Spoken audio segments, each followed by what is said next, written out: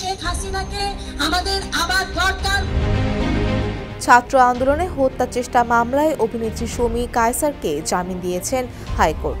মঙ্গলবার বিচারপতি এ.কে.এম. আসাদুজ্জামান ও বিচারপতি সৈয়দ এনায়েত হোসেনের সমন্বয়ে গঠিত হাইকোর্ট বেঞ্চ ৩ মাসের জামিন দেয়।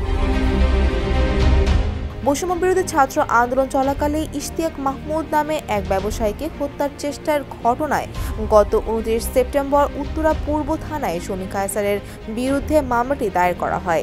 এর আগে গত ৫ নভেম্বর দিবাগত রাতে রাজধানীর উত্তরা থেকে শমী কায়সারকে গ্রেপ্তার করা হয়। পরে তার ৩ দিনের রিমান্ড মঞ্জুর করে আদালত। গত ২৯ নভেম্বর শমী কায়সারকে রিমান্ড শেষে কারাগারে পাঠান আদালত। এদিকে হাইকোর্টের একই বেঞ্চ বিস্ফোরক আইনের মামলায় বিএনপির নেতা রুহুল কুদ্দুস তালুকদারের দুলুকে ১২ বছরের সাজা থেকে খালাস দিয়েছেন। বিএনপি নেতা দুলুর আইনজীবীর দাবি, রাজনৈতিক উদ্দেশ্যে মামলা ও পরে সাজা দেওয়া হয় দুলুকে।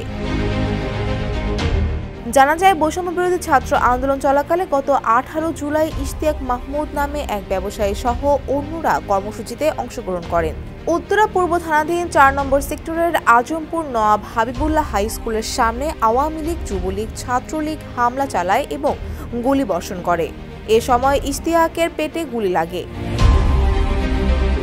শিয়া বাটার ও ভিটামিন ই সমৃদ্ধ Lily glam beauty soap. Lily, always beautiful. এ ঘটনায় গত ২৯ সেপ্টেম্বর ইশতিয়াক মাহমুদ বাদী হয়ে উত্তরা পূর্ব থানায় হত্যা চেষ্টার অভিযোগে মামলা দায়ের করেন। এ মামলায় শমী কায়সার ২৪ নম্বর এজাহারভুক্ত আসামি। রিমান্ড শেষে শমী কায়সারকে ৯ নম্বর কারাগারে পাঠান ঢাকার আদালত। ফৌজিয়া ফারিহা, ডেস্ক রিপোর্ট, সমকাল।